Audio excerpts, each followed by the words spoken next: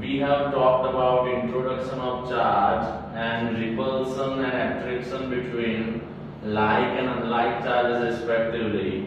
In that lecture, we have talked about golden leaf apparatus, which was being used to check whether the given body is charged or not.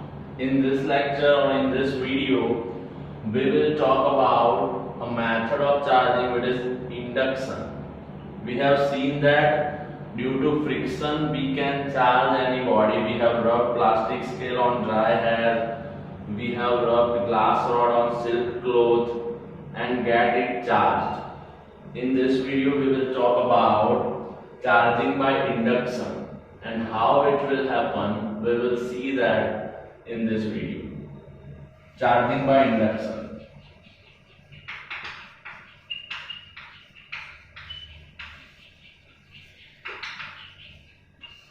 As we know that when you rub plastic or a glass rod, let me say glass rod on a silk cloth, what will happen? You know that electrons from glass rod was being transferred to the silk cloth. That's why the glass rod will become or became the positive one, or it is having the positive charges. Now what will happen when I take this glass rod nearer to a metal sphere like this? When I take this glass rod nearer to the metal sphere, it will simply attract the negative charges or the electrons in the sphere, right? So all the electrons will come towards the glass rod side, and the positive charges in the metal sphere will go towards the opposite side of the glass rod. So we can say that a charge separation is occurred. See, you can clearly see that there is a charge separation here due to the force exerted by this glass rod. Now what will I do? I will take the sphere nearer to the another sphere or another metal sphere. So the same thing will happen again. It will attract the negative charges in the sphere, and the negative charges or the electrons will be gathered at the side which we will take this sphere to, or we took this sphere to, right? And same charge separation occurs here as well due to the repulsion from this positive charges. So what we can conclude from this, there is no physical contact between these three objects. As we have seen, I just took this glass rod nearer to the sphere number 1, and it made those electrons or those negative charges to come aside, and it repels those positive charges to stay up, right? And same thing happens when I took the sphere near to the another sphere, right? So what we did or what happened, there is no physical contact, yet we can see both the sphere got charged. Both the sphere got charged without any physical contact or contact, sorry. So what we can say is we have induced the charges without even rubbing or without even touching. And this process or this method or this phenomena is called charging by induction, in which we have charged two different bodies without even touching them. I just took this glass rod nearer to the sphere number 1, and then this sphere nearer to the sphere number 2. Now if I'll separate these two spheres and let it be for some time, they will become neutral again, right? Because they are having equal number of negative charges and equal number of positive charges. So what will happen? Both the charges will make each other's effect 0, right? So this is charging by induction, where we induced with the help of one charged body, we induced charge in another body. Now let me talk about surplus charge. If a body is having surplus charge, suppose this is a metal sphere and it is having more negative charges than positive ones. It is having surplus negative charge. So in this kind of situation, to remove that surplus charge, what we do, we connect that sphere with a conductor wire and connect that wire with the land, with the ground. And this phenomena is known as earthing or grounding. Earthing or grounding. So what we do in this process, we just connect the metal or the object or the body with the help of conductor wire with the earth, with the ground, so that this surplus charge can be transferred to the earth with the help of this wire, right? You must have seen a long pipe or a kind of antenna on the terrace of huge buildings and complexes.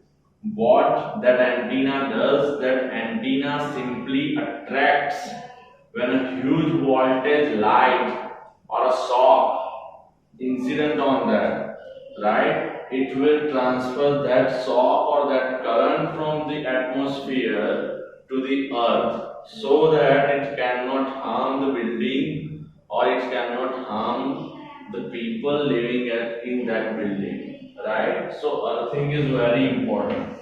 You can find this earthing or grounding in your home.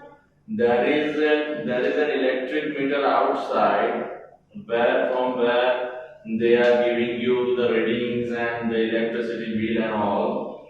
There is a wire connected to that meter, from that meter to ground, black color wire. So it is nothing but the earthing only. Every house has a earthing. So if there is an or there will be an extra charge or surplus charge, those charges will be transferred to the earth, right? So we have studied charging by induction, where we have charged metal sphere with the help of charged glass rod without touching, without rubbing.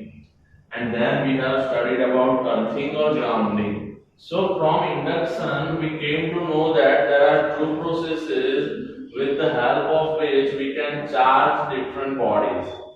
The first one is friction, and the second one is induction. We can charge different bodies with the help of friction or with the help of induction. You cannot charge a body with the help of both. Or if I can say, there is no body which can be charged by both the methods. We have seen that we have charged plastic scale by rubbing it on dry air, but you cannot charge plastic scale with the help of induction, right? There are certain limitations of each and every body and each and every object. Now moving towards the basic properties of a charge. We have been studying charge since the beginning. But what are the basic properties of a charge? So let me tell you, there are three basic properties of electric charge. Three basic properties. The first one is additivity. First basic property is additivity. Suppose there is a system having different charges Q1, Q2, Q3. Suppose this is a system having different charges Q1, Q2, Q3 and Q4. Now I want to calculate, or I want to know the total charge possessed by this body or a system.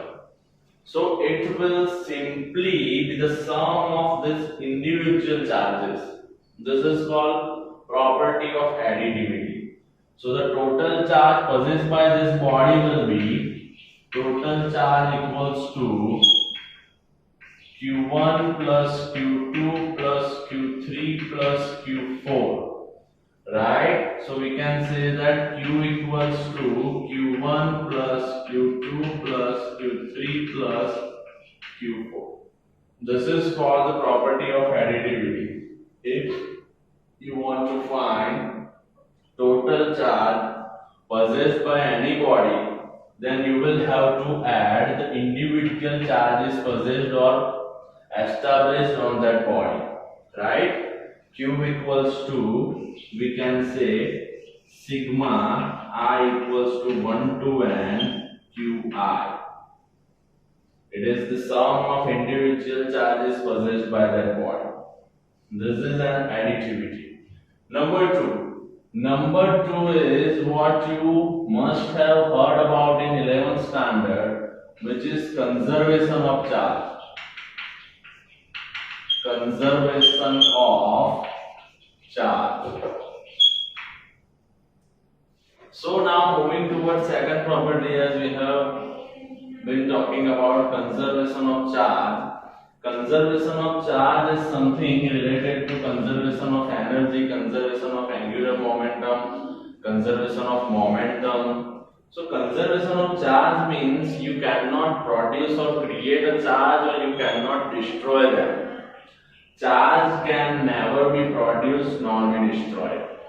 It just can be transferred from a body to body, from an object to object, right? So the total amount of charges will for a system will be remaining constant only, right? So total amount of charge will remain constant, and this is being called conservation of charge. It can never be produced nor be destroyed. It just can be transferred from body to body, from an object to object. Clear? Now moving towards the third property, which is so much important if so far as examples or numericals are concerned. And the third property is quantization. Quantization. What does this word mean? Quantization. If we talk about any system, then the principle of quantization is saying that total charge possessed by that system will be the multiply of an integer multiply of the charge of an electron, right? Will be the multiple. What do I want to convey is there is a system and it is having n electrons. Suppose let's take an example to understand. You are having a system which has 100 electrons, and you know the charge of single electron, right?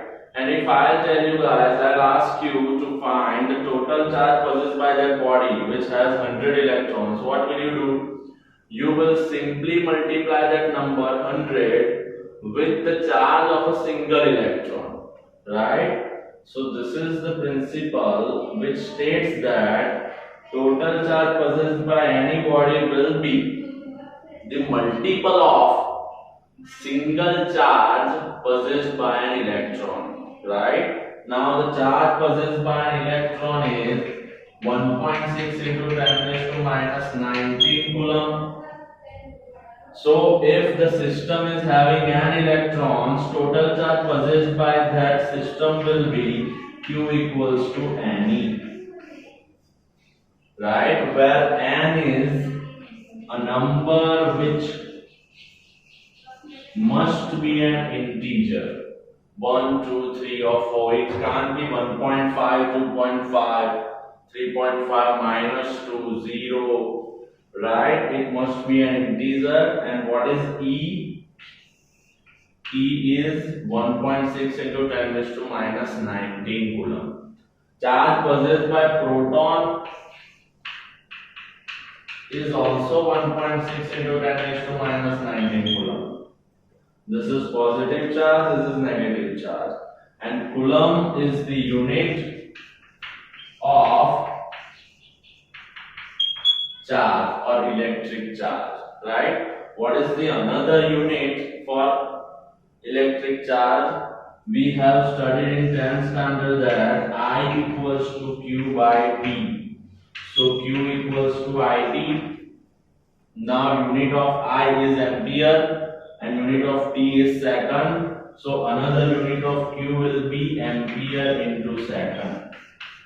So there are two different units for coulomb. First one for charge. First one is coulomb, and second one is ampere into second. Ampere into second.